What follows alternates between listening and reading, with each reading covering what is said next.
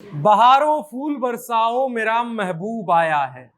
देश के राष्ट्रपति और बिहार के पूर्व राज्यपाल रामनाथ कोविंद फिलहाल बिहार में हैं और उनका ट्रीटमेंट बिल्कुल ऐसा हो रहा है जैसे सालों बिछड़ा महबूब फिर से आ गया हो, जिसको लेकर के नेता प्रतिपक्ष तेजस्वी यादव और उनकी पार्टी राष्ट्रीय जनता दल को समस्या है, आपत्ति है। अब वो समस्या कितनी राजनीतिक है और कितना जनहित को लेकर के है वो अलग चर्चा का विषय है, लेकिन जो मुद्दा है वो बिल्कुल वाजिब है। मुद्दा समझने के लिए आपको थोड़ा सा इस घटनाक्रम की गहराई में लेकर के चलते हैं।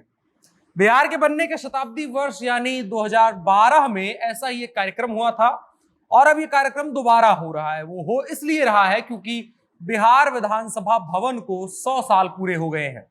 बिहार विधानसभा भवन का अपना गौरवशाली इतिहास रहा है जिसका सम्मान किया जाना चाहिए। यह भवन बिहार के बनते बिगड़ते कल का साक्षी रहा है। इसी भवन से तमाम जनहित के फैसले लिए गए हैं। इसी भवन से बिहार की जनता द्वारा चुने गए लोग जनहित की फैसले लिया करते हैं। लेकिन फिलहाल बिहार जिस मोड़ पर खड़ा है वहां ऐसे उत्सव से ज्यादा जरूरी है कि जनहित के प्रश्नों को और मजबूती से उठाया जाए, उन पर चर्चा की जाए और ऐसे फैसले लिए जाएं जो जनता की तमाम समस्याओं को दूर कर सकें।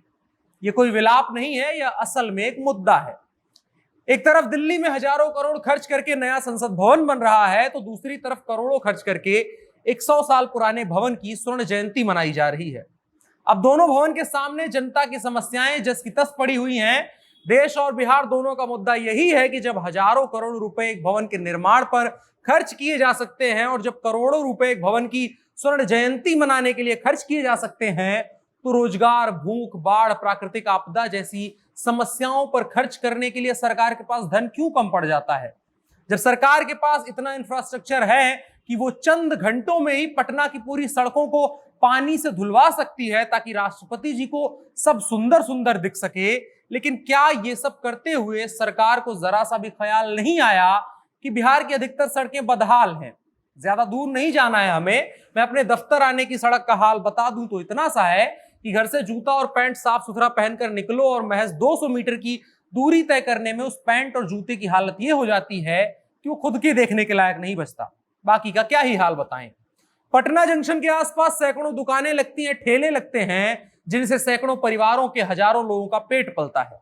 लेकिन राष्ट्रपति जी के आगमन के साथ साथ उन सभी दुकानों को गायब करवा दिया गया। वैसे ही जैसे बनारस में मोदी जी के आगमन की बात पर सड़कों के किनारे की टिन की दीवारें बना दी गई थी ताकि मोदी जी की और उनके साथ आए हुए मेहमानों को बनारस की गंदगी ना दिख जाए, वैसे ही उत्तर प्रदेश में कोरोना के समय में जलाई जा रही अनगिनत लाशों पर कोई बात ना कर सके, कोई तस्वीरें, कोई रिकॉर्ड ना निकल करके आ सके, इसके लिए टेम्पररी दीवारें खड़ी कर दी गई थी।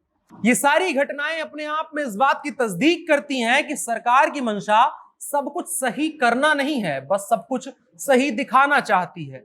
ताशकंद फाइल्स एक फिल्म है, उसमें एक डायलॉग है कि जनता सच नहीं सुनना चाहती है बल्कि सच की कहानी सुनना चाहती है। और रफीक शादानी अवधी के कवि हैं, वो कहते हैं कि रफीक मेकअप और मेहंदी के कमाल है ये सब, तू जितना समझत हो उतनी जवान थोड़े है। राष्ट्रपति जी पटना जितना जवान दिख रहा है उतना जवान है नहीं। यहां सड़कों के किनारे भुखमरी के आंकड़े पसरे पड़े हैं। जिन चमचमाते राजमार्गों पर और जिन फूलों से भरी सड़कों से आप जा रहे हैं, चंद रोज पहले उन्हीं सड़कों पर बिहार पुलिस ने अपना हक मांग रहे लड़के लड़कियों पर लाठियां भाजी हैं। जिस महावीर मंदिर आप जाने वाले हैं उसके बाहर आम दिनों में हजारों लोग भूखे बैठे रहते हैं और मंदिर उनको खाना खिलाता है।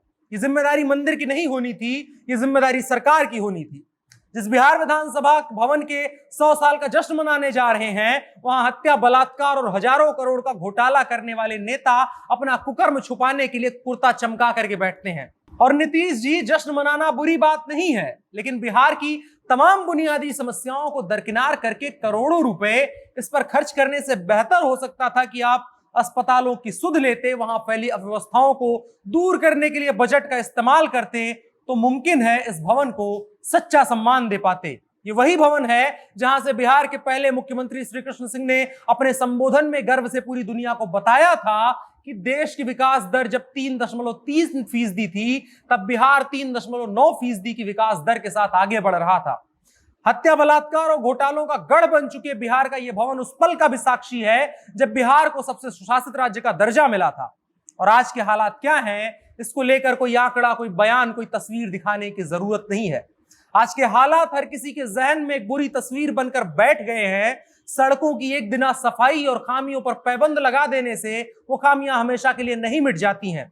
और अगर सच में नीतीश कुमार और सरकार के बाकी हिस्से विधानसभा भवन को सच में सम्मान देना चाहते हैं या चाहते हैं कि उसकी ग्लोरी सब तक पहुंचे, तो एक बार जाकर सभी उस भवन में बैठकर ध्यान लगाएं और सुनने की कोशिश करें कि बिहार के अलग अलग हिस्सों से आने वाली आर्त आवाजें, आर्त पुकारें क्या कह रही हैं। अब भी जीवन जीने की मूलभूत आवश्यकताओं से परे जो लोग जीवन ढो रहे हैं, उन बेरोजगार और 10 साल से परीक्षा देकर रिजल्ट का इंतजार करते युवाओं का दर्द वहां बैठकर महसूस करना चाहिए। जो वो लड़के लड़कियां, वो गरीब लोग, वो मजलूम लोग हर रोज महसूस करते हैं और जिन पर मरहम लगाने की बजाय सरकार अपनी ताकत का बेजा इस्तेमाल करके उन पर लाठियां तोड़ती है। जाइए नीतीश जी और उनकी कंपनी के बाकी लोगों, ये 100 साल में क्या खोया क्या पाया के चिंतन का समय है। थोड़ा गंभीर होकर सोचिएगा, अगर प्लेट में भुने हुए काजू और दावत खत्म हो गई हो। अगर वीडियो पसंद आया हो तो दोस्तों के साथ साझा करें और इसके बारे में सभी लोगों को बताएं। मेरा नाम अनुराग मिश्रा है, कैमरे पर मेरे साथ ओम प्रकाश हैं। आप जनता जंक्शन देख रहे थे। शुक्रिया।